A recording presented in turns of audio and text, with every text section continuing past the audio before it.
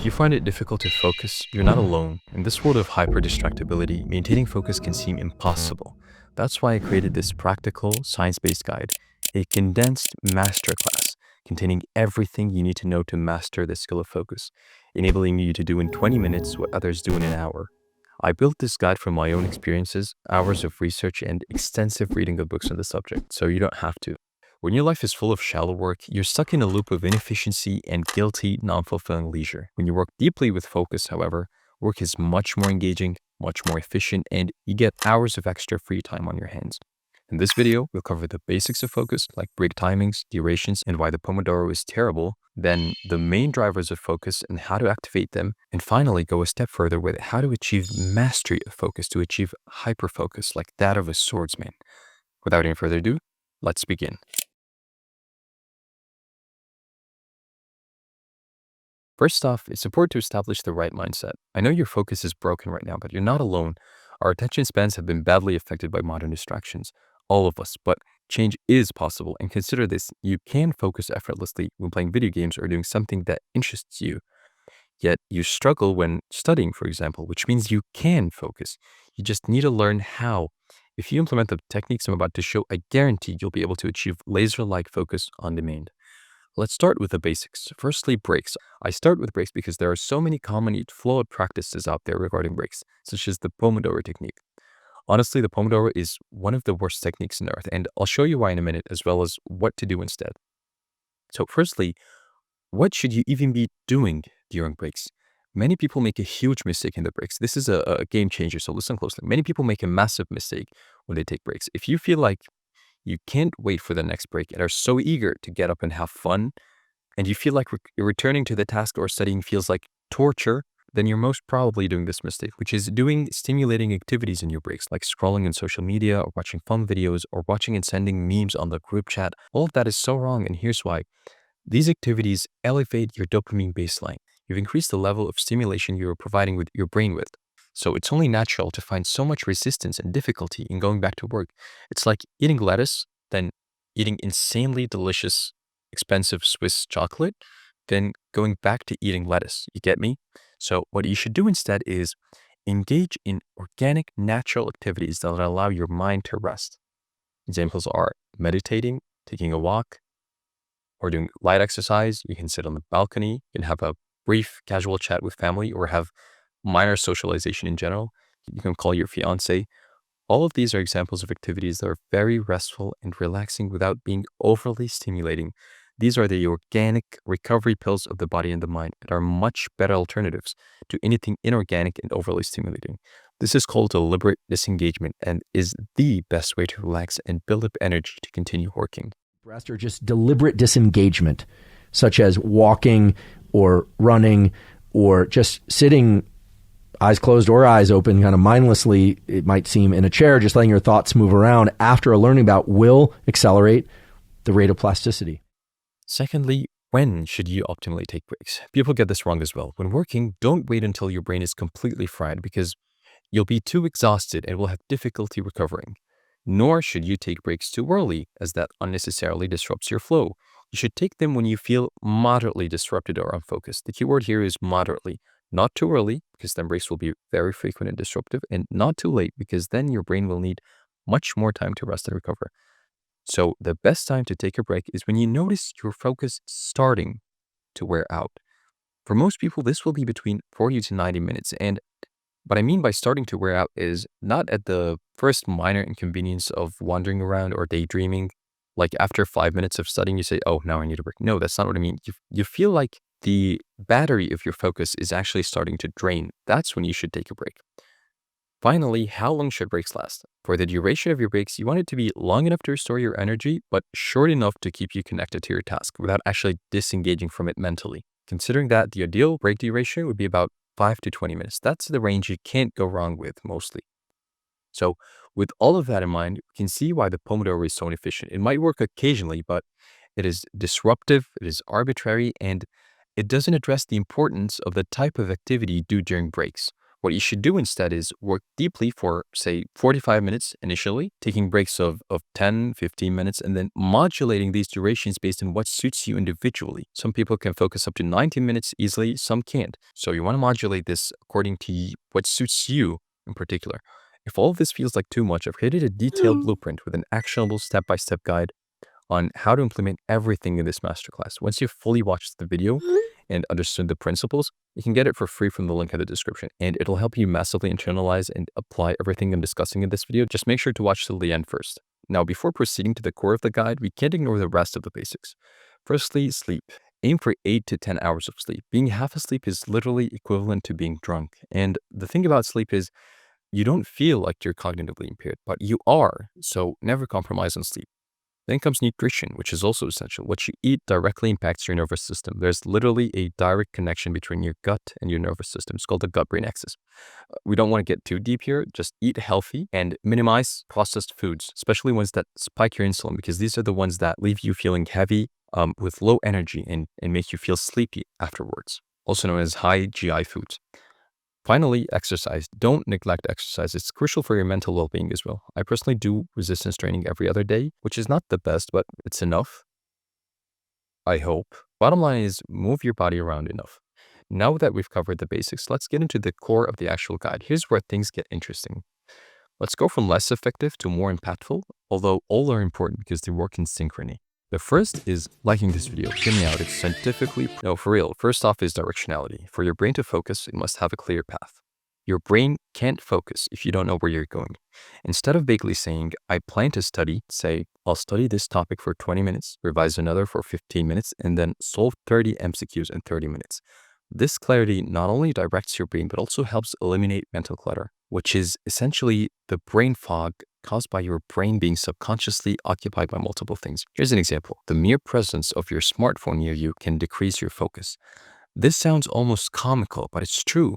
So we have to address this stealthy subconscious mental clutter. And here's how. Firstly, you want to externalize distractions. So whenever you have a distracting thought or remember something you need to do throughout the day, simply log it down into a to-do list or even a physical piece of paper next to you. This offloads any mental clutter and helps you maintain clarity of mind. Secondly, you must avoid task switching. This is a big one. You should never, absolutely never switch between tasks. Even a quick 3-second glance at your phone can heavily disrupt you, thanks to what's known as attentional residue. Let's take a pause here because it's important to understand what attentional residue is. According to Sophie Leroy, a professor of blah, blah, blah at the university, blah, blah, it's not possible for us to seamlessly switch attention from one task to another. Leroy coined the term attention residue to describe the fragments of the previous task that remain in our attentional space after we shift to another activity. It's having that divided attention where part of your brain is thinking about those other ongoing projects that you have. This is what makes it so difficult to devote yourself to what you're supposed to be doing in the present. What that means is you pay with some of your focus for merely switching tasks. How to avoid that is what takes us to the next point. This factor is much more significant, but often either overlooked or misunderstood, and that would be environmental optimization. Your physical and digital environments play a massive role in your ability to focus. As we said, your brain has a sort of mental clutter whenever it's occupied by multiple things at once. Here's exactly how to optimize your environment for maximum focus.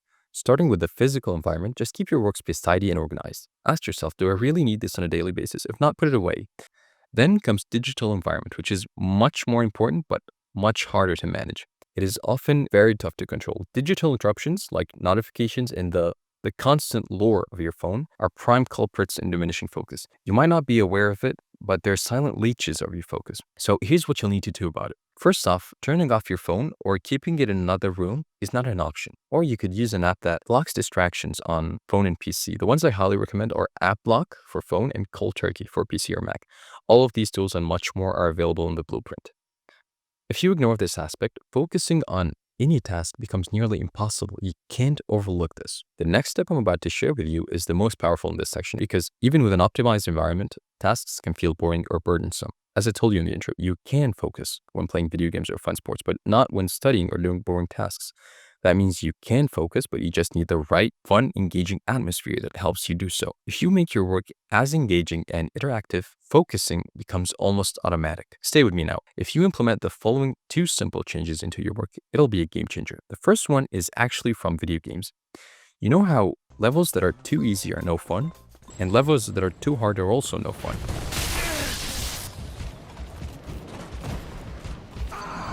It's the moderately intense, somewhat challenging levels that are most thrilling.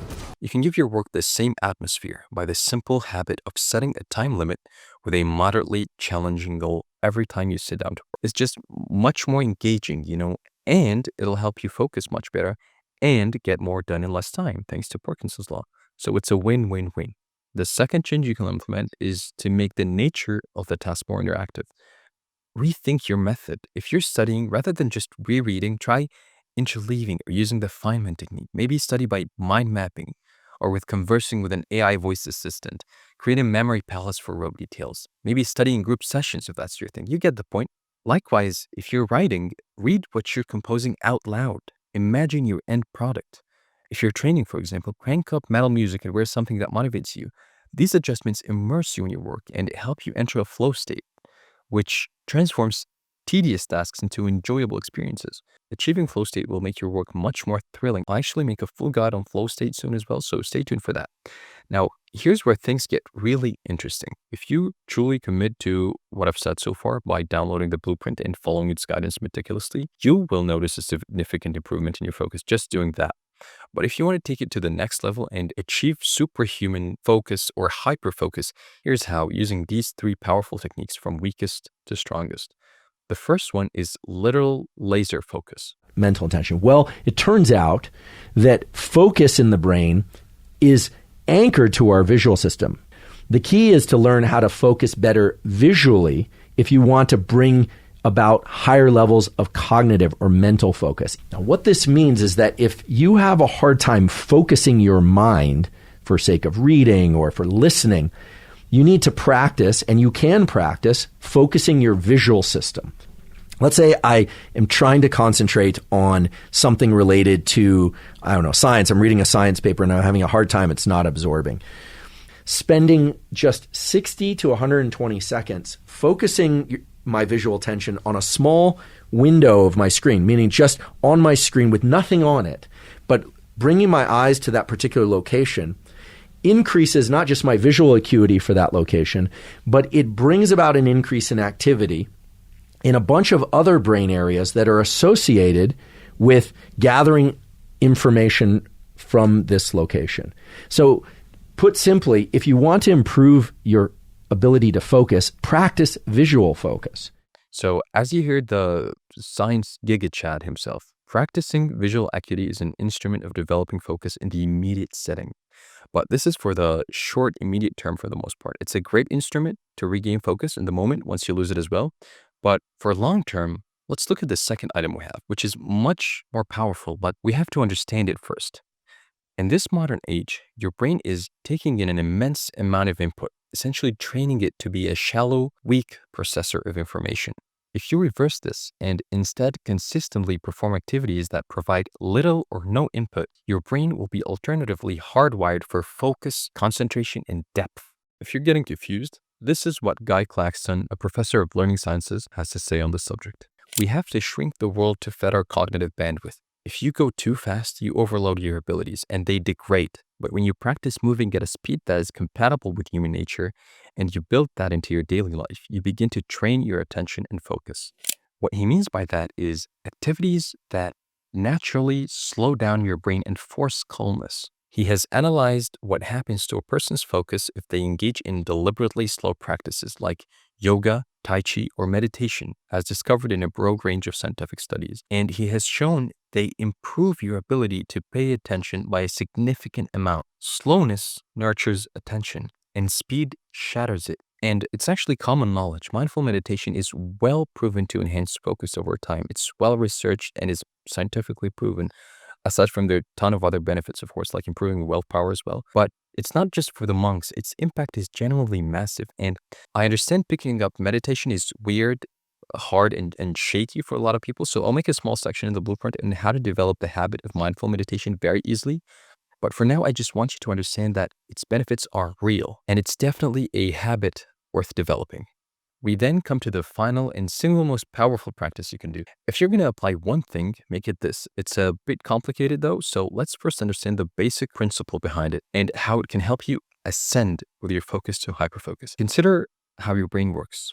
As a hunter-gatherer, your brain is designed to set a few primary goals essential for survival: food, shelter, mating, etc. Your brain naturally pushes you towards resourcefulness and richness in these aspects, and it rewards you with dopamine when you accomplish a task related to these goals. That's why eating good food is pleasurable, getting money is pleasurable, looking at hot women is pleasurable, etc. This reward is what provides you with a compass on what to do in your life. You're rewarded for the tasks that are naturally beneficial to you. Modern technology, however, hijacks this reward system with constant artificial stimulation. So now your brain is confused. TikTok is much more dopaminergic than doing the work you have to. So your brain leans towards it and is more focused when scrolling TikTok because it falsely thinks that this is what you should be doing and focusing on in your life. So the key here to solve this is to resensitize your brain by cutting out fake inorganic dopamine sources. This is called dopamine baseline modulation, and it is insanely powerful because it allows your brain to have a genuine sense of the goals that truly matter to you. Your compass will then be automatically fixed, and you'll be able to focus in a much more engaging manner on the things that you actually care about and have way more fun doing them. This process takes time and energy, but the results are truly transformative. I'll cover this topic in greater detail in a separate guide because it's such a massive topic. It needs quite a bit of explanation and effort, but if I could give you one tip, it's this. You want to reduce the factor of novelty from your entertainment. As an example, instead of scrolling, watch a show or movie you had selected or planned to watch beforehand. Don't use mediums of entertainment in which you don't know what's coming up next, like reels or shorts. I'm not saying live under a rock.